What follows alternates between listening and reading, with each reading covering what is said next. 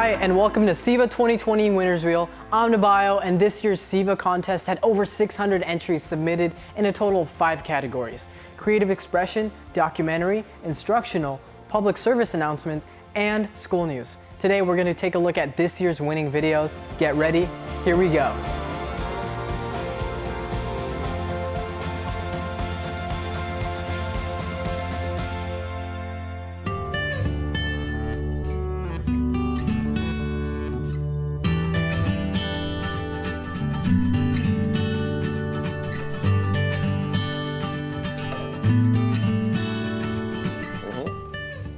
Do you see the red circle on the screen? Okay, take your hand off the camera, and now you're going to count her in. 5, 4, 3. Have, H-A-V-E, have. People need to learn about the sight words and they need to go on their brains. Does, D-O-E-S, does. 5, 4, 3. Help. H-E-L-P, help. Is, I-S, is. Like, L-I-K-E, like. My, M-Y, my. O-F-O, play, P-L.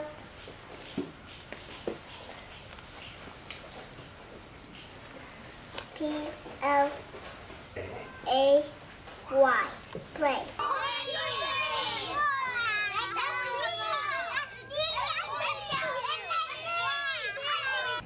We need the TKers to learn their sight words. For you to grow your brain. Said.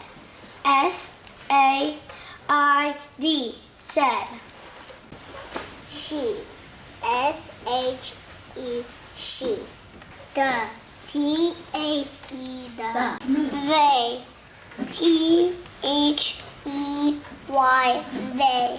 This. T-H-I-S, this. W-A-N-T, want. One. W-A-S, was. I like using the cameras. I like changing the background. My favorite part about making a movie is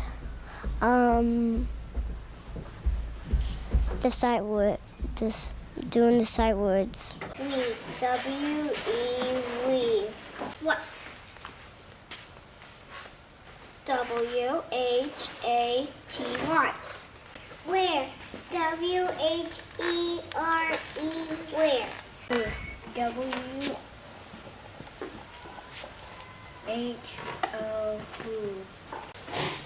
With. W-I-T-H, with. U. Y-O-U-U.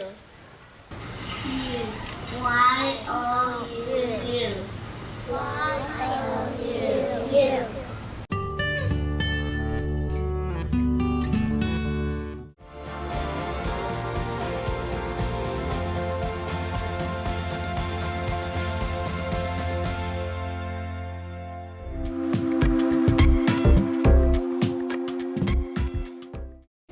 What's up, everybody? It's your boy Kimani And Patrick.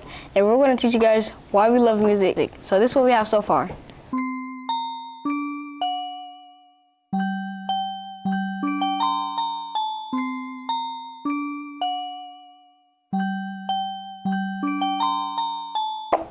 But we're going to edit that and make that better.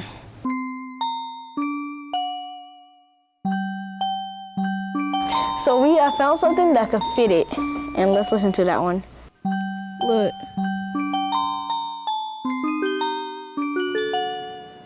Yeah. What's next? I think we need some lyrics. Kimani on the beat. Put me on. I stuff for like Frozone.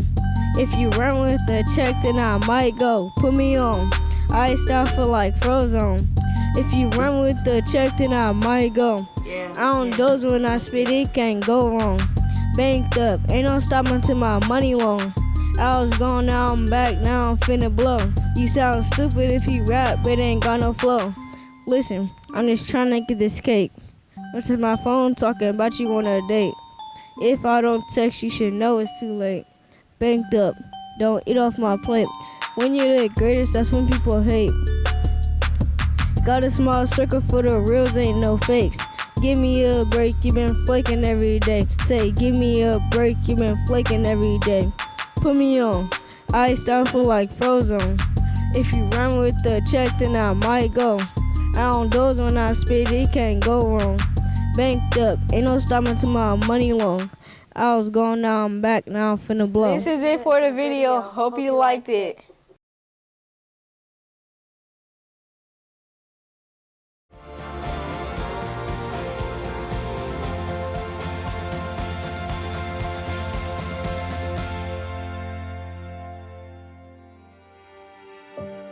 Sticks and stones may break my bones, but words will never hurt me. Sticks are thrown my way often, but not a scratch can be seen. Stones scrape across my feet, but I refuse to stop walking. So the words I am told, no matter what I feel, will not knock me down further. Words are just words. After spoken, they are lost. Lost to me, to the world, to my friends, and especially lost to you. I won't expect you to know what you're doing to me. I won't expect an apology when I don't even know what you could be sorry for. But even so, I never expected to feel this brought down by what you say. The sticks that pierce my skin don't leave a mark.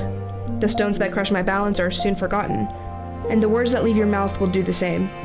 No matter how desperately you try to break my mask, it will not shatter from one measly phrase. Yet no matter how many times I repeat that in my head, I can still feel it cracking.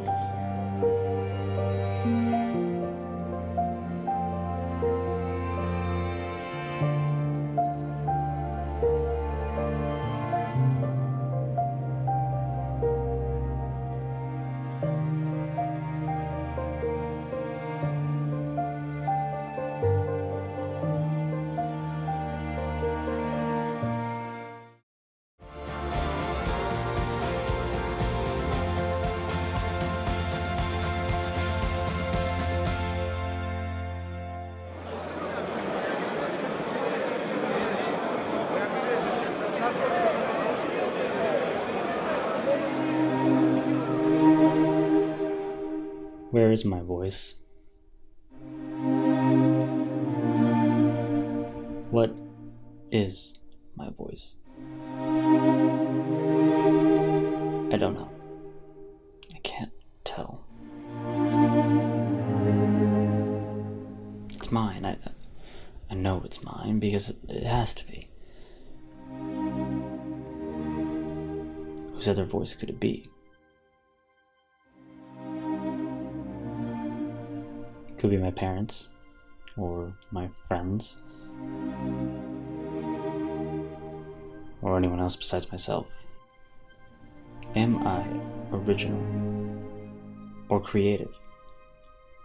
Do I have any beliefs that are certainly and unquestionably mine? What is my voice? I think I may know. When I draw, I use other creations as a reference. My critiques on movies are the same as the critics on YouTube or IMDb. I watch, I learn, I read, I draw, I write, I speak everyone's voice except mine. In search of creativity, I look up the definition. I watch videos explaining its importance, hoping that this research will shape and create my voice, but it doesn't. Why? Why do I do this? I know. A part of me wishes that I was my parents, or my friends, or anyone else besides myself. But I'm not. So who am I? Where is my voice? What is my voice?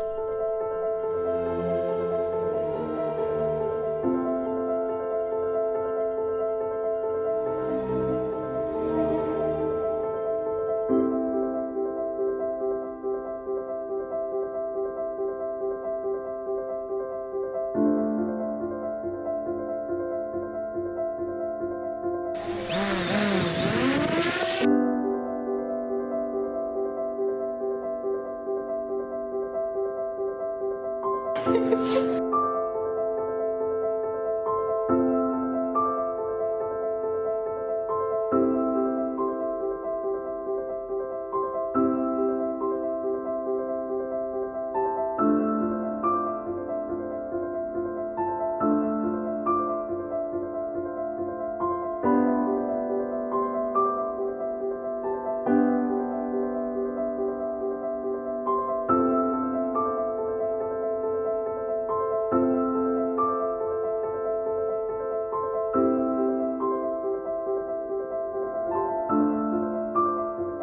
am a storyteller, and through film,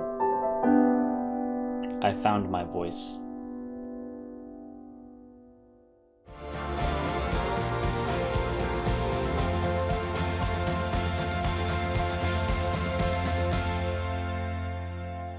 Today we're going to discuss how being an athlete can help a student academically. In my family, I'm fortunate to have a lot of positive role models that have shown me how being an athlete can help provide advantages in the classroom. I have been a student athlete. I guess I was a student athlete my entire academic life. And I went to college at UCLA, and I went to medical school at the University of California, San Francisco. Both my uncle and grandfather have excelled academically while succeeding in their athletic careers. Graduated from Princeton University. I ran track in high school and junior high, and I ran the 100 meters, 200 meters, and the 4x1 relay. It allowed me to have more self-esteem. The effort that you put in on the field, on the court, really can reflect and positively enforce what you do in the classroom. Sacramento State Athletic Director Mark Orr knows what it takes to succeed as an athlete while also thriving in the classroom. Well, the first expectation I have for athletes is that they do well in school. So we expect our students to do their homework, to study, to prepare for tests, to do their reading, just like they would if they were preparing for a game or a competition. Sports teaches you it might happen. You'll win some and you lose some. But the purpose and the point is to put your best foot forward and know that you gave everything you had and that you can learn from the lessons that will happen. Sports teaches many lessons. Playing sports teaches you work ethic. It teaches you being able to perform under pressure. It teaches you on how to communicate and be a good teammate and be a good and understand sportsmanship. Right? You're going to be in situations where you have to make decisions quickly, and that's the beautiful thing about sports is that it teaches you all those lessons and how to move quickly and use what you've learned to go forward. Sports is a tool. It's a tool that can teach you lots of life lessons, but it's not the end-all be-all. What you do in the classroom and what you do, how you treat people, how you are with your family, your friends, that's the most important. Some people have the misconception that you can only be skilled in sports or academics, but not both. My relatives taught me that this is not the case. So remember that being a student while being an athlete is possible.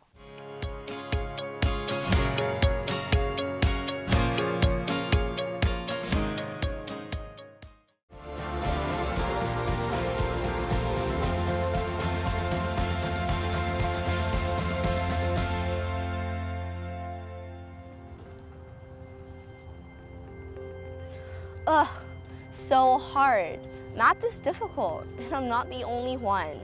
According to a 2019 study by the National Center of Education Statistics reported that only 41% of fourth graders and only 34% of eighth graders were proficient in math. But why are we so behind in math? In American classrooms, there's a lot of emphasis on the steps. Teachers will teach you the steps for how to solve a problem, and students start trying to memorize those steps. So I think what happens is we turn math into an exercise in memorizing steps. You know, a lot of good students get very good at answering the problems that are in the book, but they can't apply their knowledge to other problems, and they tend to forget those steps the further they get from their math course. I decided to do math because I was good at it in school, so I was like, might as well do it. And then I realized that it's a little bit different when you get to college. It's more challenging, and I think that's something Math Circle tries to do, to help you realize that, you know, math is different. It's not just computational stuff.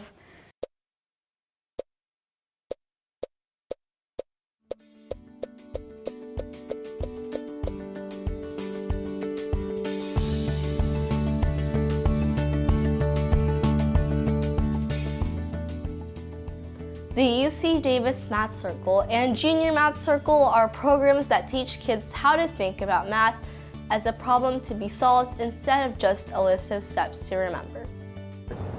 Math Circle challenges me to do different things that I don't do in regular math, like thinking out of the box or using strategies to get the answer I want instead of using a formula.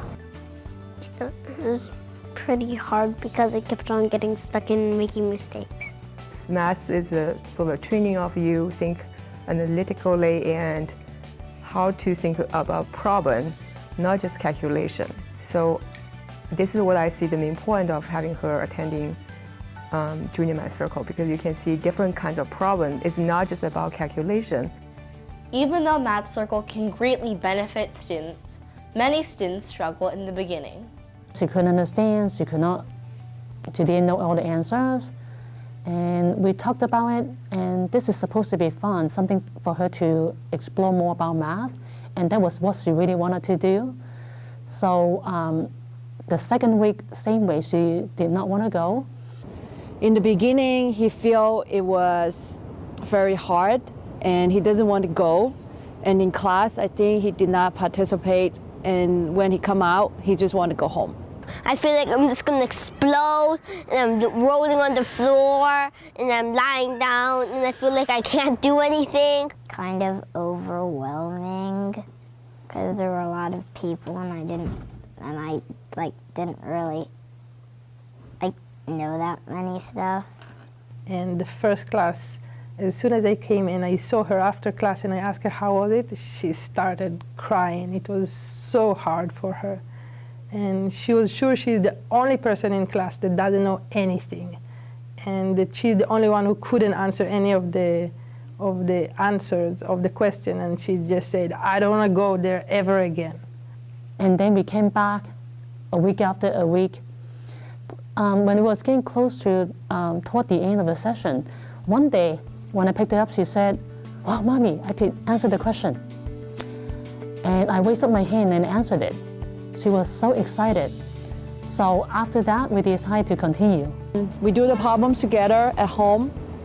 And then starting about 1 year later, Daniel started to want to do the problem. And recently, to my surprise, he asked me, can we do Math Circle problems? And I told him we already finished this week's homework. And he was like, "Aww." In first year, they were shy, they almost didn't participate in anything, and you could not recognize them on the second year. Suddenly, they start flourishing, okay? When it gets into them just drop by drop, then the tower builds. And finally, in 4 years, you see completely different people. So there's also a concept in psychology called desirable difficulties. It turns out making things harder means you actually learn them more deeply. Things that you learn and you experience as very easy, often you won't remember them for very long. Things that you experience as really hard, you may not think you learned a lot, but then later it turns out those are the things that you retain. The struggle that comes with Math Circle is what makes it so beneficial to its students. But what creates this struggle? But you just don't know where to start, and you have to either keep trying it, or you can find some other way to do to get the answer you need. What makes this program so special is because these problems usually aren't really asked because they're really complicated and fun. But I never really experienced it before, so it was new to me, and new things are hard because you don't know you don't know how to do things. One of these new problems presented around Halloween was hard and frustrating to many students. Ghost plus ghost equals house. G was a number, H-O-S-T. They were all different numbers, and you had to find out what all the numbers were. They really stretch beyond what you usually see in the classroom setting. So in those settings, problems are new and they can be hard. So exposing kids to these more interesting problems can stimulate their problem-solving skills and help them to formulate new ideas that they may have not seen before.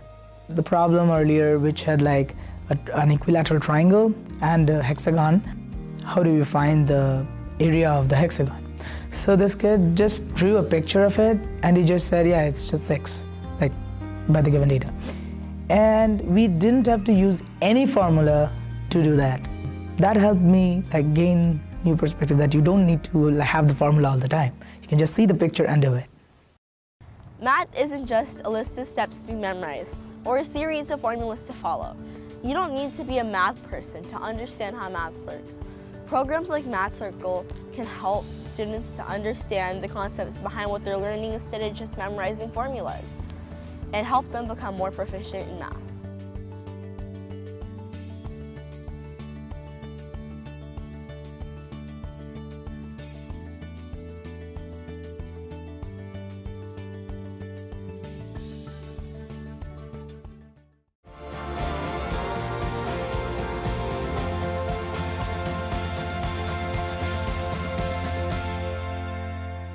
Today's world is faster, more connected, and more influenced by technology than ever.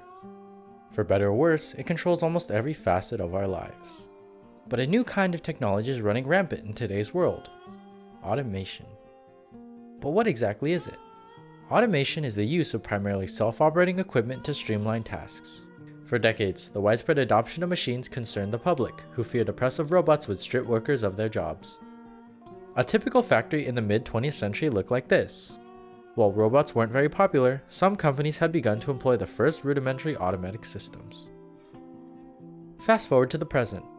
Robots are being used everywhere, from automated call centers to performing surgeries to manufacturing cars. These mechanized arms are a common sight in factories all around today's world. The problem? They're completely unmanned, powered solely by artificial intelligence. Some would call the adoption of automation the dawn of a new age. Others deem technology a threat, the robot revolution. But what truly lies ahead? With technology's continuous integration into our lives, many are quick to label automation a net positive to society. However, with the unfavorable consequences outweighing the benefits, the use of robots in the workforce should be closely regulated to ensure worker prosperity. To most corporations, why not switch over to a machine? With recent developments in artificial intelligence, robots can learn and make decisions for themselves, steadily becoming more capable and cheaper than human workers in the long run. From automation alone, an estimated $15.7 trillion will be added to the global GDP by 2030, a boost of 14%. This increase is mainly attributed to the machine's operational costs only requiring a fraction of the money a salaried worker is paid. Alongside drastic increases in profits, robots boost time efficiency and productivity. In 1900, the average workweek was about 70 hours. By the 21st century, however, significant use of mechanization and automation would cut that number to 40. Furthermore, by 2025, robotization would boost productivity by up to 30% in many industries, and lower total labor costs by 18% or more in the world's biggest exporting countries, such as the United States, Germany, China, and Japan. Finally, while not a full compensation for the lost jobs, many industries can implement automation while still creating careers. There are always going to be other positions available that people can train for. But really, you're competing with other countries around the world, so you may protect them here, but in other countries, they're going to try to produce their products as cheap as possible. So if automation is the key, that's something that they'll do. This is especially true in China, which has been at the forefront of automation and artificial intelligence technologies. This warehouse is a service center built by one of their largest online retailers. Do you see it? Or rather, do you not see it? With complete automation, the factory is devoid of life. No workers, no humans. This is the JD.com Lights Out Distribution Center, run solely by machines day in, day out. Who's to say companies in America like Amazon won't adopt similar technology? To some employees, automation is threatening to their future role in the workforce, and they have ample reason to be worried. Right now, obviously, we're not at the level where we can automate like certain specialized types of jobs, but I think still autonomy is a threat to like a substantial part of working class people in America. Even Elon Musk, billionaire and CEO, expresses his concerns for a future filled with artificial intelligence. AI is a fundamental risk to the existence of human civilization. Many others are hesitant on allowing machines into our workforce. We all have to be thinking about not just new industries, but also the millions of workers, many on the lower end of the economic spectrum, who could have their jobs or ways of life disrupted by AI. By 2030, Oxford Economics estimates that 20 million manufacturing jobs across the world would be displaced due to automation. The United States is a significant part of that trend, with more and more companies implementing robots to speed up production. The Oxford Economics Robot Vulnerability Index predicts that the states at the highest risk of labor disruption include Oregon, Texas, Louisiana, Indiana, and North Carolina. Robots aren't just invading the manufacturing industry, they're also beginning to enter the service sector. With advances in artificial intelligence, robots will break into the healthcare, retail, hospitality, transport, and construction industries before we know it.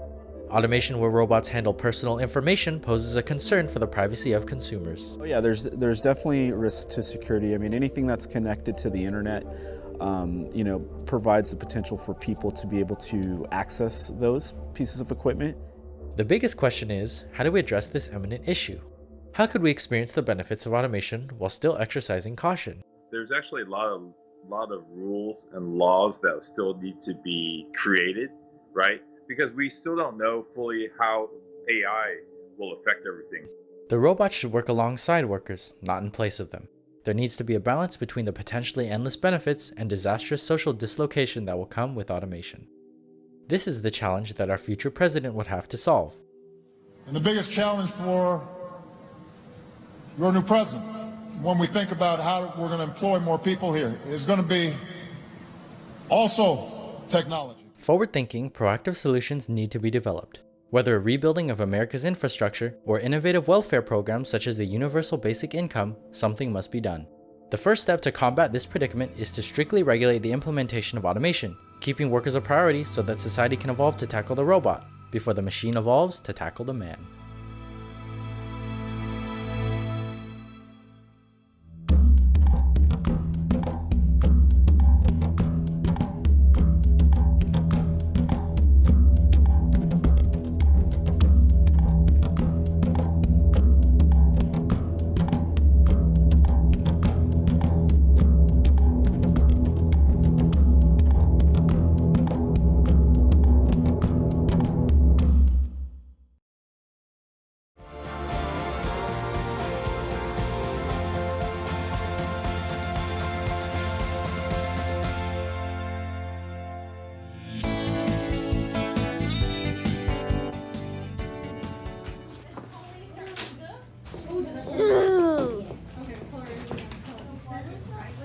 Hey Jonah, what's the matter? My mom gave me shoes with glitches today.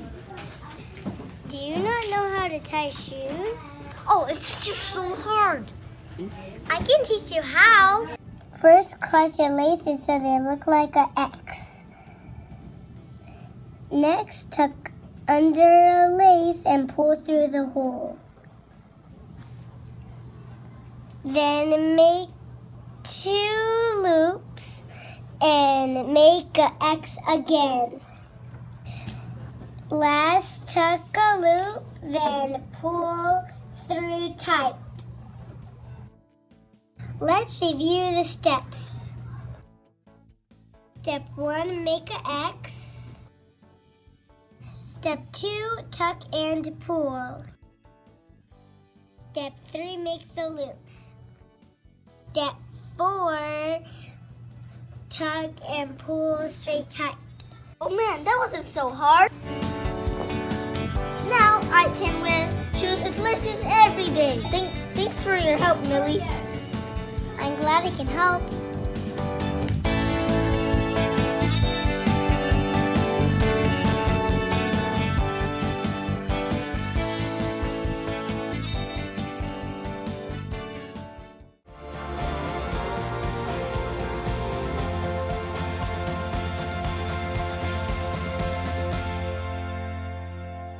Hello, and welcome to Eliana's Kitchen Corner.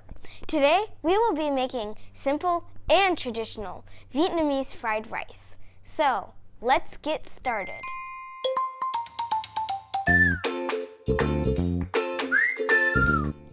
The ingredients you'll need are oil, onions, rice, green beans, carrots, eggs, garlic, ginger, soy sauce, salt, and pepper. First things first, always wash your hands with soap.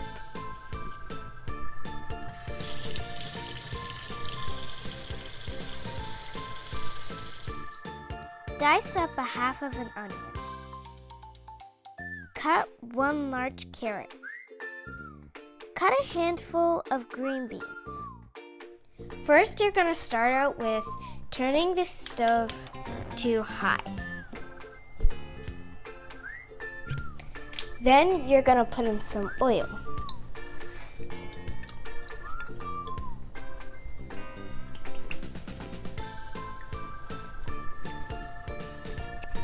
Wait till the oil is nice and hot and add in some onions.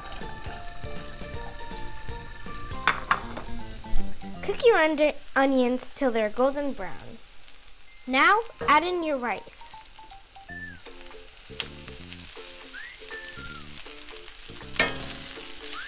Start to stir.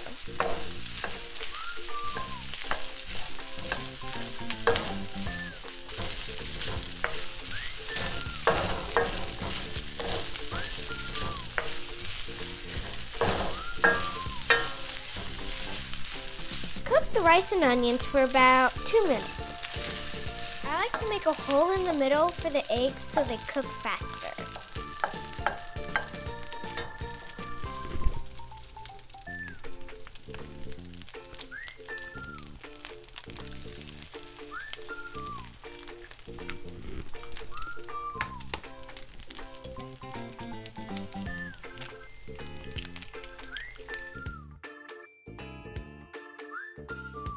Now start to stir the eggs and rice together.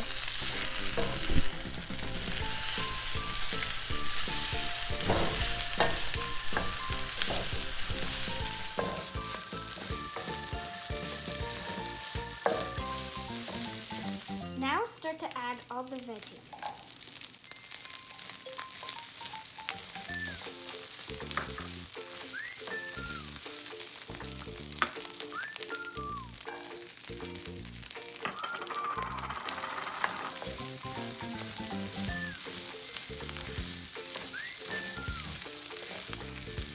Cook the green beans and carrots for about 5 minutes.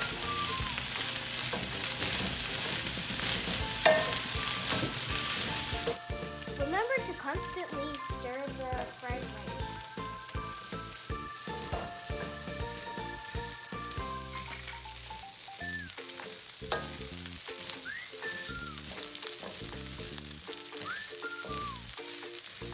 Now add in the ginger and the garlic.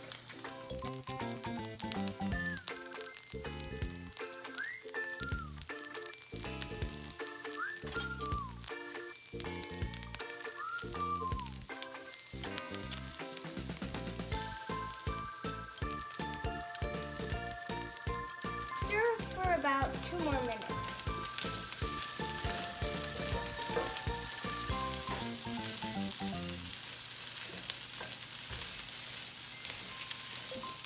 Then add in your meat.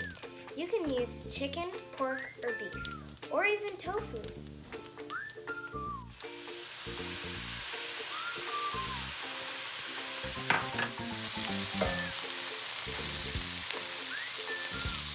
again, mix it all up.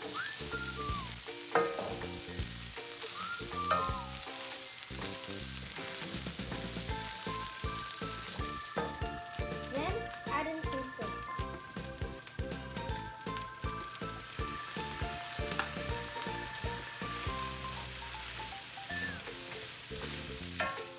Last but not least, add in pepper.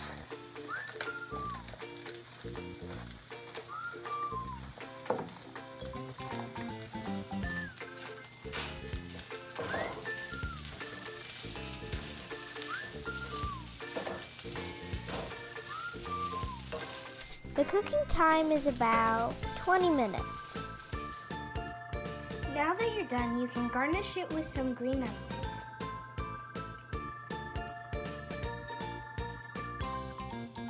And that's how you make traditional Vietnamese fried rice. Enjoy. Mmm.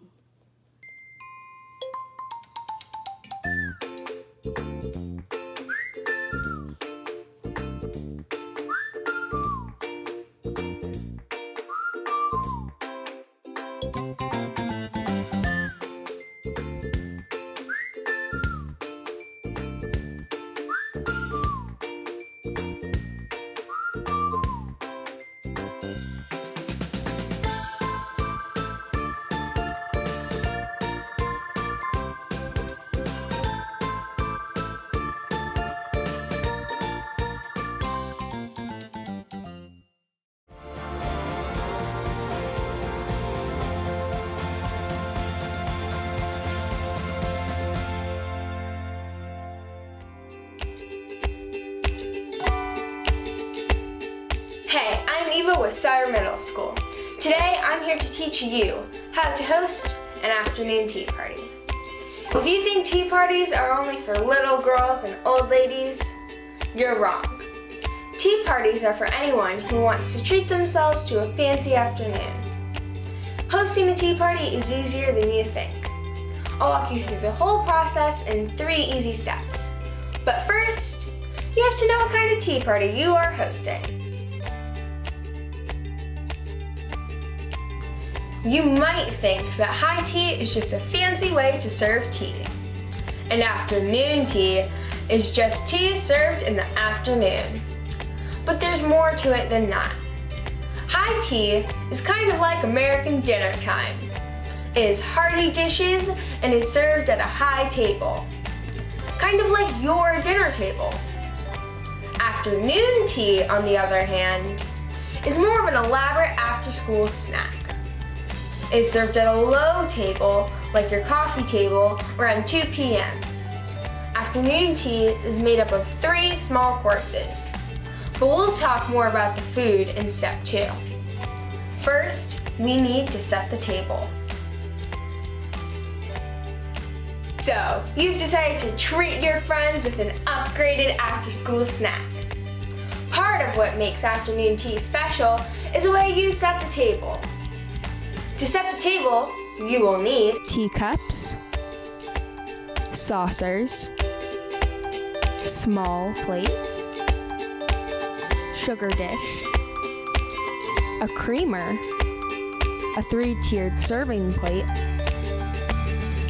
other small serving dishes, butter knives, candles and some flowers would be nice too. To set each person's place, first, put a small plate in the middle of the person's spot. Next, set a butter knife on the right side of the plate and place a cup and saucer in the upper right-hand corner. Arrange the serving pieces in the middle of the table. Now that the table is set, let's move on to the food.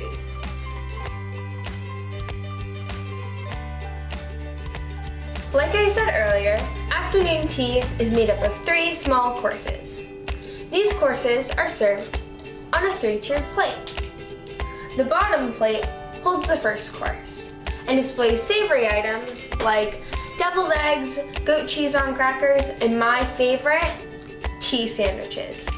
To make these tea sandwiches, you will need a cucumber sliced, lemon zest, fresh dill, chopped, cream cheese, and bread. I prefer white bread, but wheat is fine. First, mix the cream cheese, zest, and dill until combined.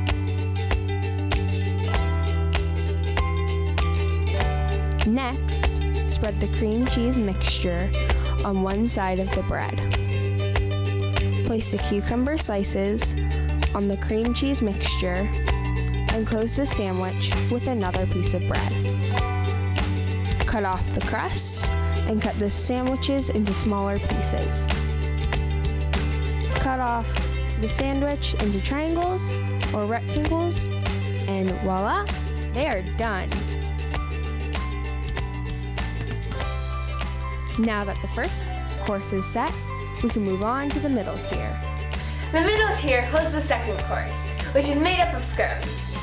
You can bake your own, or be like me and buy them from the store. Nobody will be able to tell once they're on the plate. Just make sure you offer clotted cream, butter, and jam for serving. My condiments don't fit on my plate, so I'll set them on the table.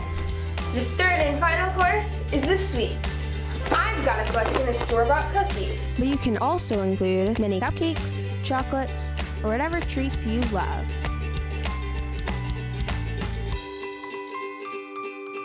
Wait to make the tea until your guests have arrived. Nobody wants a cold cup of tea. To make a pot of tea for 4 people, you will need a kettle, water, a tea strainer and tea leaves. Tea bags will work too, and to serve, cream and sugar. To make tea, fill the kettle with water. No kettle? No problem. A saucepan works just fine. Turn on the kettle or your stove to boil the water. While that's happening, put your loose leaf tea into the strainer. Set the strainer, or tea bags, into the teapot. Pour the boiling water into the teapot and let steep for 3 to 6 minutes. I personally like a stronger tea, so I'm going to leave the leaves in the water for about 5 minutes. Now the tea is ready to serve. Let's go, our guests are waiting.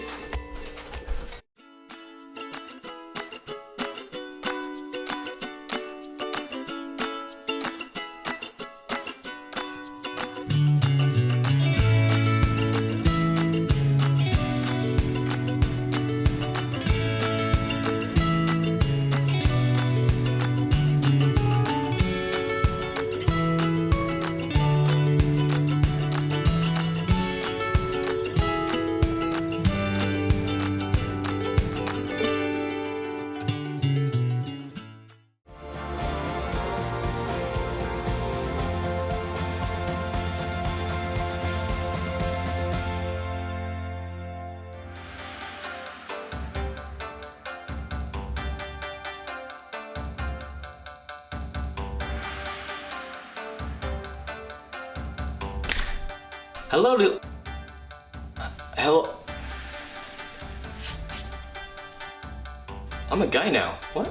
Hello ladies and gentlemen, welcome to my instructional video on how to make sushi. There are several types of sushi, but we're focusing on tempura and dragon rolls. The tempura roll contains tempura fried shrimp along with vegetables and sesame seeds, where the dragon roll also includes thin slices of avocado.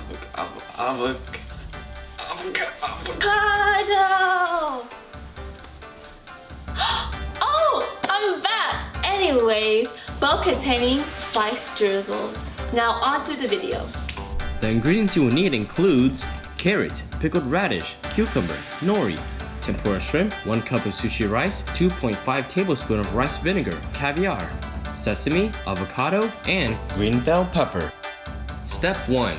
Preparing the sushi rice. Take 1 cup of sushi rice and clean out the rice by adding water and mix the rice around for about 10 seconds and dump it out. Repeat the process up to 4 times. Add 1.25 cups of water to the rice and place it in the rice cooker. Then close the lid and cook. Next, we're going to fry 5 tempura shrimp in vegetable oil until golden. Once the rice is done cooking, add 2.5 tablespoons of rice vinegar over your freshly cooked rice while it's still warm. Mix for about 2 to 3 minutes, stirring it occasionally to prevent it from scorching. Be careful not to use more than the recommended amount of vinegar. The rice can become soupy and fall apart during the process of rolling. Step 2. Preparing veggies. Cut your filling ingredients into small rectangular pieces. Slice veggies of carrots, pickled radishes, cucumbers, green bell peppers, and avocados to make sure they'll fit in your roll comfortably.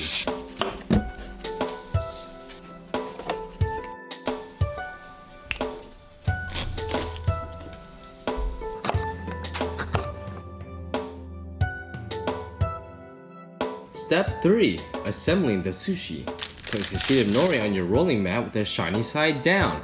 The nori is an essential component of any sushi roll as the base and wrapper for your roll. Nori is delicate, so handle it gently to avoid tearing. Grab 3/4 to 1 cup of rice and place it in the center of the sheet. Pat the rice down gently with the flat of your fingers to evenly distribute over the surface of the nori. Leave 1 inch of space at the top of the nori to close when rolled. Be careful not to spread the rice too thick. Sprinkle some roasted sesame seeds on top of the rice. Flip the sheet to the other side so that the rice is on the bottom of the nori. Add filling ingredients to the nori. Take about 1/3 of a cup of sliced veggies and 2 tempura shrimp and arrange them in a line. Try to avoid overfilling your roll. Step 4. Rolling. Take the nori closest to you and slide your thumbs under the lower edge to lift up and forward to fold the bottom of the nori over itself. Continue to pull forward carefully and apply light pressure to help mold the roll until it is closed. The dragon roll will be served with avocado slice on top of the roll, and make sure to use saran wrap to cover the avocado. Take the bamboo mat and place over the sushi to shape and hold ingredients together. Repeat the process to make the tempura roll, but without the avocado on the outer top. Cut the rolls 1 to 2 inches apart. Remove the saran wrap from the sushi. Now we're going to plate the sushi rolls. Step 5. Presentation. Serve your roll with other toppings and condiments of your choosing.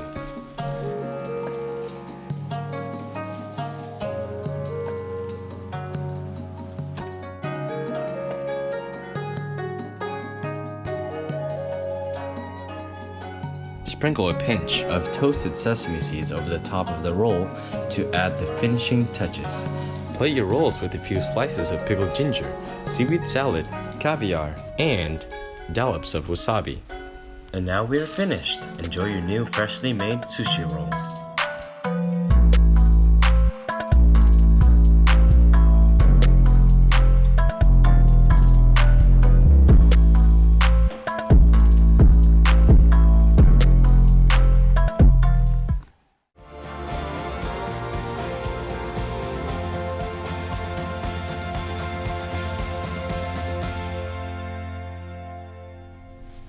Hi, my name is Florence. Hi, my name is Mackenzie. And welcome to your Kindle News.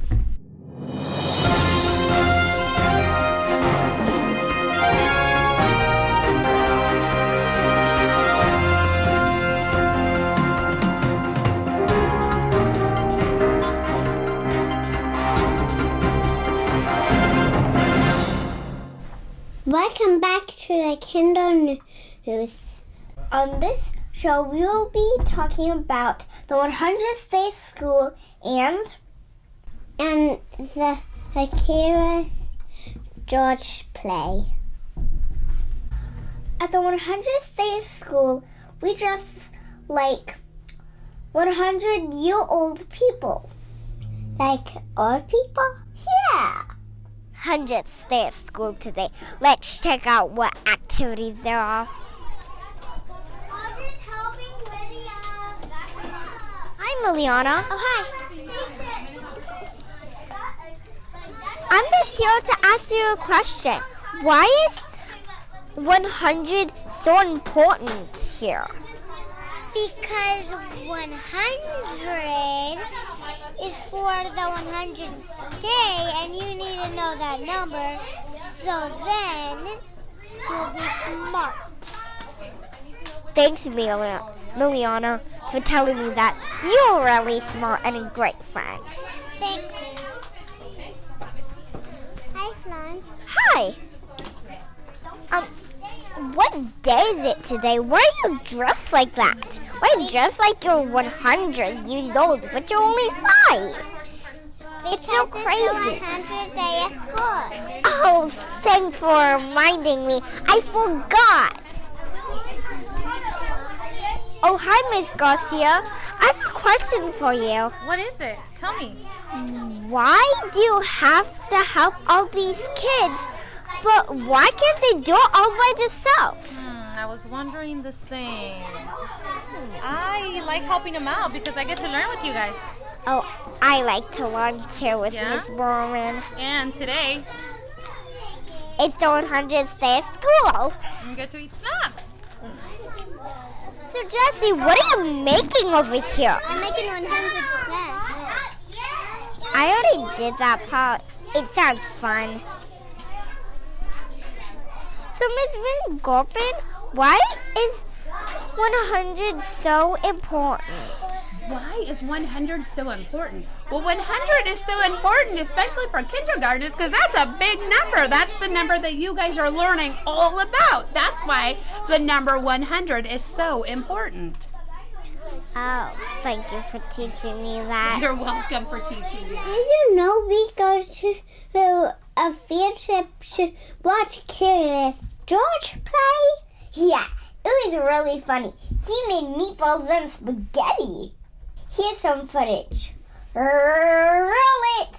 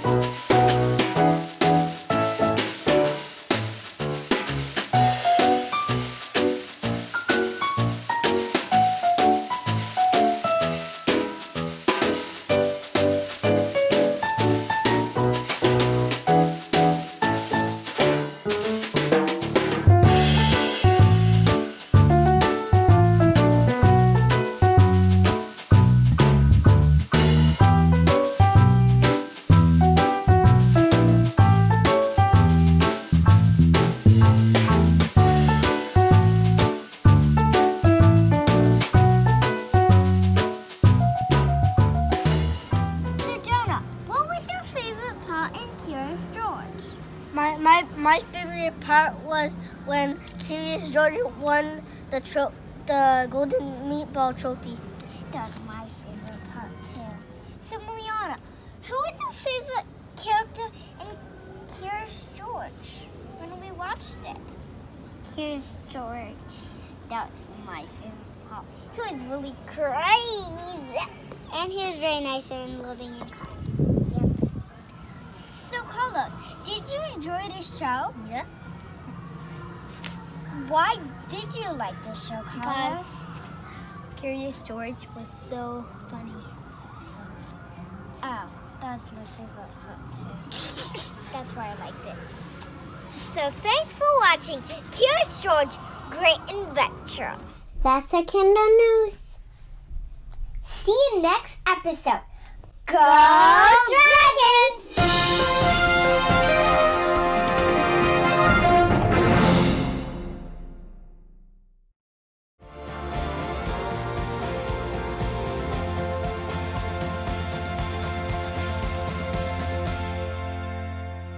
Hey DPM Mustangs, we're here at the construction site to take a peek into how math makes an impact on the construction of our new school. So my name is Spencer. I'm one of the senior project engineers out on site at Del Paso Manor. I work for McCarthy Building Companies. We're the general contractor on the project. So math is used all over the place in construction. Everything from the very beginning of the design all the way through to the end. The construction process starts with the ground up. This is a detention basin that is one aspect of our project, very closely tied with mathematics, because this detention basin actually holds all of the stormwater runoff from our site.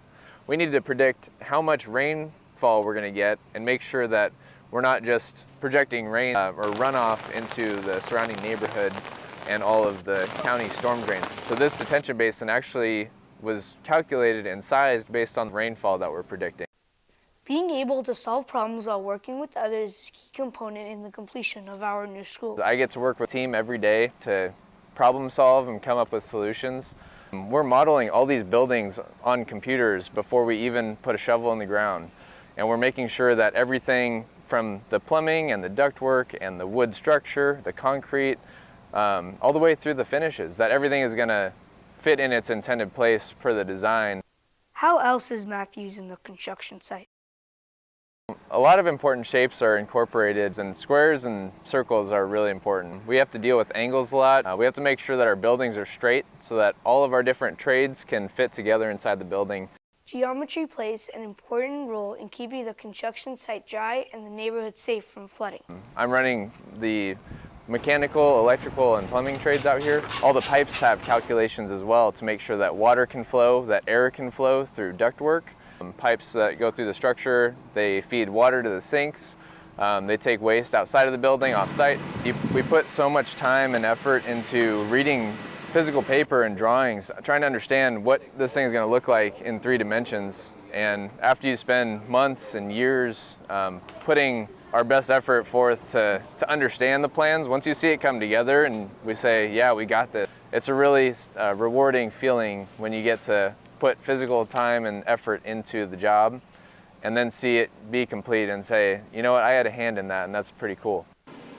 While DPM students only have access to one side of the fence, it's clear that there's a lot of math going on the other side.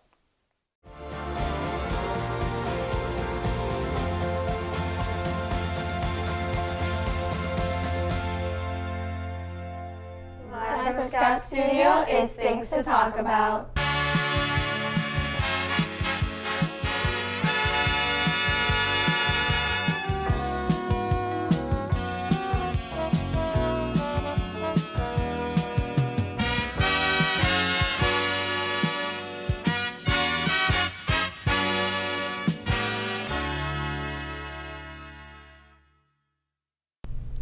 Good morning, Jags. Today we're talking about respect. I'm Ayla.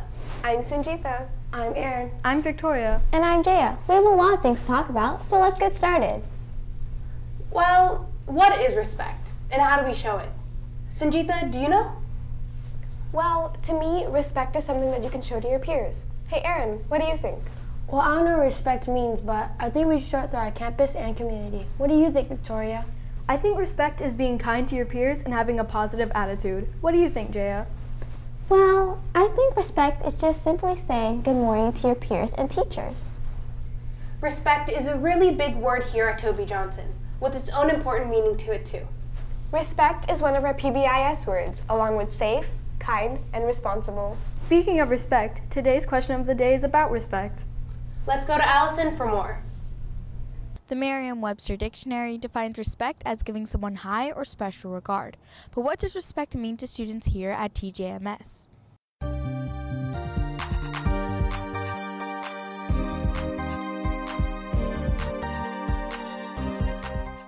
Respect means to me is as if you're giving the attention or something that a person needs. Like a public speaker wants the attention of its audience. Respect means respecting your elders or not talking back to them. Respect means to me when you admire somebody and you listen to what they have to say. Respect means being modest and kind to other people. Well, growing up, respect has always been respect your elders. So I lived by that for a very long time, but that doesn't mean don't respect people who are younger than you. You should respect everyone and care for everyone. With respect being one of Toby's main focus words, it's great to hear that students know what it means. Thanks, Allison. Let's go to the backyard with Allison and Sienna for more. Hey Sienna, do you want to know something crazy? Sure. California is all about agriculture, right? Yeah. Well, did you know that the agriculture industry in California is worth $47.1 billion? Whoa, I also found something pretty interesting about farming. Did you know that California produces 99% of some of the nation's crops? Some of them are figs, olives, and almonds. That's insane. But if you think about it, those numbers wouldn't even be possible without farmers. Yeah, they're the ones that plant, water, and harvest all the produce we eat. Speaking of agriculture, let's go to Harpreet for more information about the Elk Grove Farmers Market. The Elk Grove Farmers Market is held every Saturday from 8 to 12 p.m. Farmers from all over Northern California come to sell their produce. Sacramento has a region of roughly 1.5 million acres of farmland, which grows produce full of vitamins and nutrients that are fresh and healthy. Farm to fork means to me that the food is fresh. It's something that was grown and picked recently, because Sacramento is the farm to fork capital. Farm to fork would mean that it's locally grown, locally processed, and then sold locally. So you get the very freshest ingredients into any meal. And this would be pasture to platter, maybe. Farm to fork is a very important part of the farmers market. Come and support your local farmers. Don't forget, it's open every Saturday. Reporting for TJTV, I'm Harpreet. Since we're talking about respect, I think it's really important that we show respect to all the farmers and laborers that put food on our plates. So next time you take a bite of a carrot or any other produce, take a moment to appreciate that we live in the farm-to-fork capital of the nation. And how lucky we are to have such a great farmers market in our community. Thanks, Allison, Sienna, and Harpreet. Don't forget to go to the farmers market to get the freshest produce. Yesterday, there was a march for a dream parade to honor Martin Luther King Jr. Let's go to Brielle for more on this story. Monday, January 20th was Martin Luther King Jr. Day. At Sacramento City College, there was a March for the Dream parade to honor and celebrate Martin Luther King's birthday and him giving rights to everyone no matter their color. His actions were a big part of the human rights movement as it still affects our society today, where everyone has a voice. So why are you participating in this parade today? Well, I think it's very important that we keep the legacy of Dr. Martin Luther King alive. His spirit, his dream was a dream for me that my parents also had for me, and I want to make sure that it is kept alive for my grandchildren and for all people. So why are you participating in this parade today?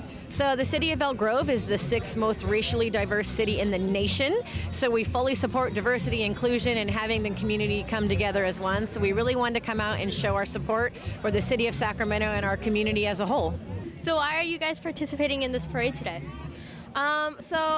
Personally, I thought it would be a good idea to participate because we should all be doing our part to keep the dream alive every day.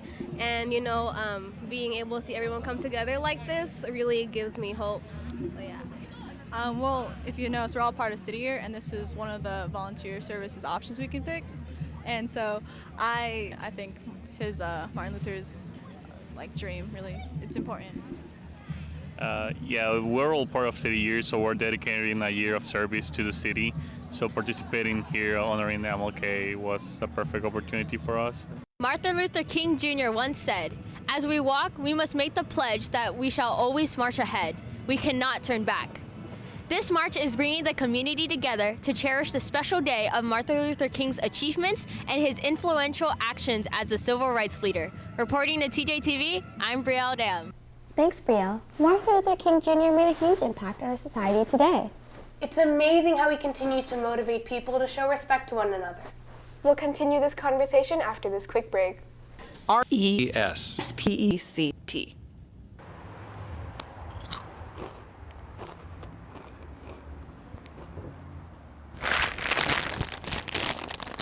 Fear not, I'm here to help. You're gonna help me save my chips? Yeah, I just learned a new hack on TikTok. Really? Show me.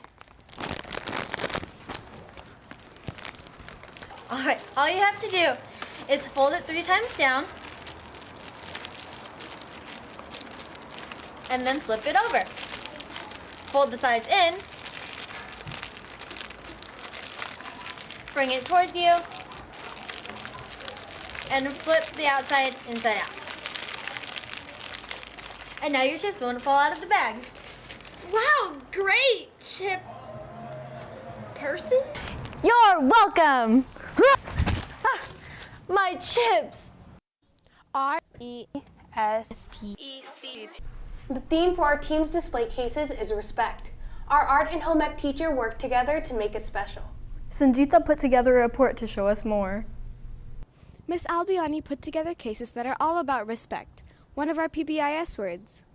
The display cases were set up around the school to represent respect. What better person to show respect than Aretha Franklin? Aretha Franklin covered the song Respect, which soundtracked the civil rights movement. She had an impressive 4-octave range and was able to win an astonishing 25 Grammy Awards. Mr. Shilan drew a portrait of Aretha Franklin that is shown in the displays. Respect means, to me, treating others like you'd want to be treated. I think this song kind of transcended how women should be treated as well, so I think that's why it's very important. I wanted to use the song Respect, and it is an Aretha Franklin song, so I thought we could also tie into Black History Month, which is February. Students wrote notes saying what they think respect is and how we can show it. You can show respect by being kind to one another, and like when someone is like hurt or down or anything, you can always help them and be a friend to them. Make sure to show respect to everyone in your community. Reporting for TJTV, I'm Sanjita. Nice job, Sanjita.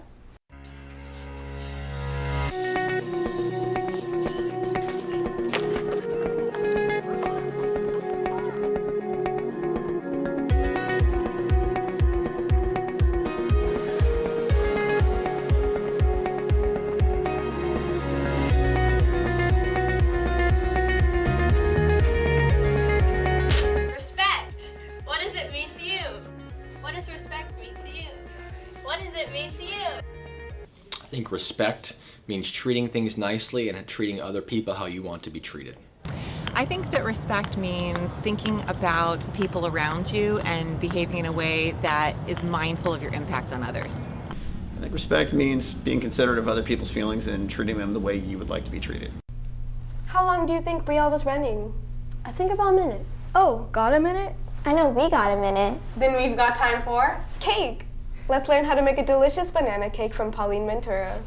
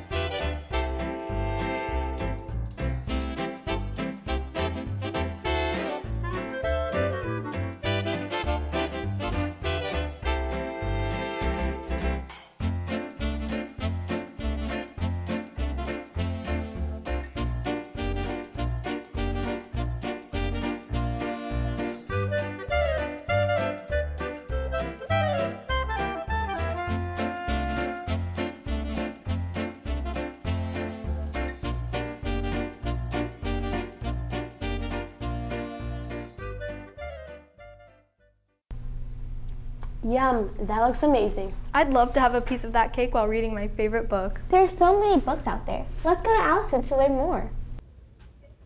Hey there, I'm Allison. I just found some great books. Do you want to hear more about them? In Restart by Gordon Corman, Chase falls off of a roof. When he wakes up, he can't remember anything, even his own name. When he returns to school, he's teased and bullied. I also found Wonder by R.J. Palacio. It's about August Pullman, who has a rare condition that gives him a facial deformity. He then has to decide who his real friends are. Make sure you check out these great reads. Well, it's been fun talking with you guys about respect today. Same. We hope you enjoyed this episode of Things to Talk About. We'll see you tomorrow. With more things to talk about. Bye.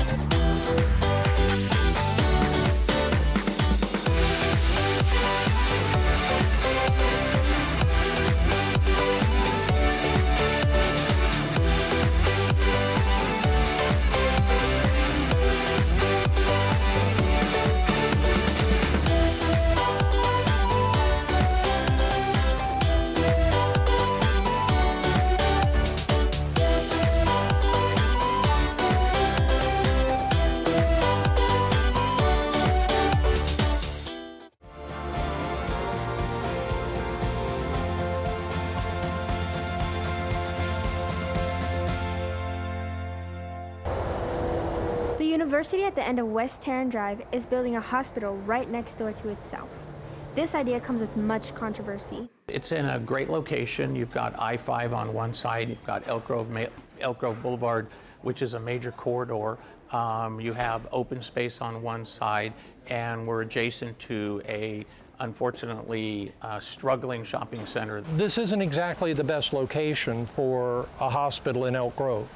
You're on the extreme western edge of Elk Grove. You can't get any further west. It doesn't really present itself as being well located to the community. The hospital is going to bring medical care to the west end of Elk Grove. We're bringing advanced medical care to the Elk Grove community.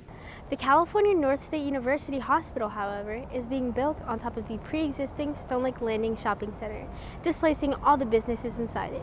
There are people that are losing their jobs out here, and some of these stores aren't relocating to a new area, they're just going to get shut down. It's either going to force us to relocate or potentially go out of business.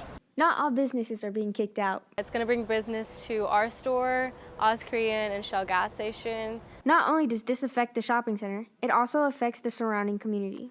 How does it impact a large portion of these homeowners that are right down the street here? They did not plan on living in a community where there was going to be a major medical institution. And it's adjacent to a residential neighborhood, and the Sacramento Association of Realtors is telling us that it'll actually raise property values. The shopping center found out in interesting ways. We didn't even know it was being built until one of the construction guys came in and asked to buy food. There was no communication prior to their announcement with any of the business owners in this shopping center. Unfortunately, the announcement about the hospital went out before either the neighborhood or the tenants heard about it directly from us. Reporting with photographer Jackson T. Collins, I'm Jolena Vang.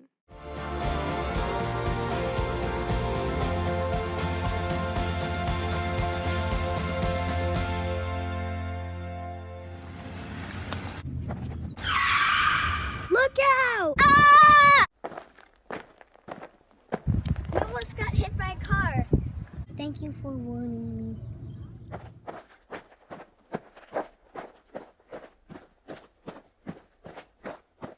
You're right. I should always do the crosswalk.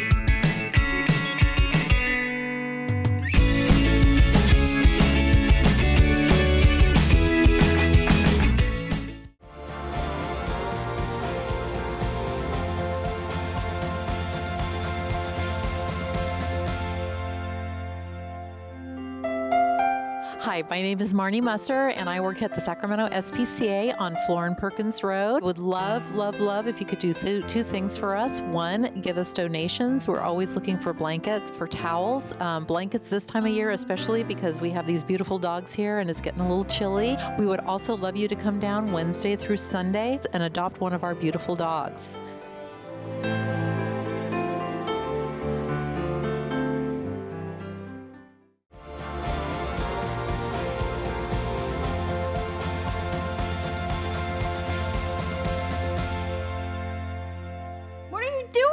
Pouring out this milk? That's fog. You can't put that in your pipes. It'll totally ruin them. What's fog? Fog, or fats, oils, and grease, range from a number of items that could damage your pipes, such as fatty foods, oils and grease, milk and dairy products. How do I dispose of it then? To properly dispose of grease, wait till it's cooled and pour it in a can. Then throw it away. Also remember to throw out scraps as well. What am I supposed to do with this? I can take that off your hands. To learn more on how to protect your pipes, visit sacsewer.com.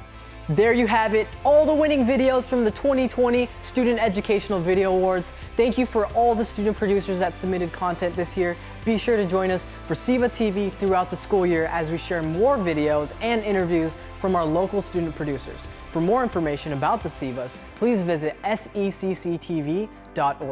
I'm Nabayo, and thanks for watching.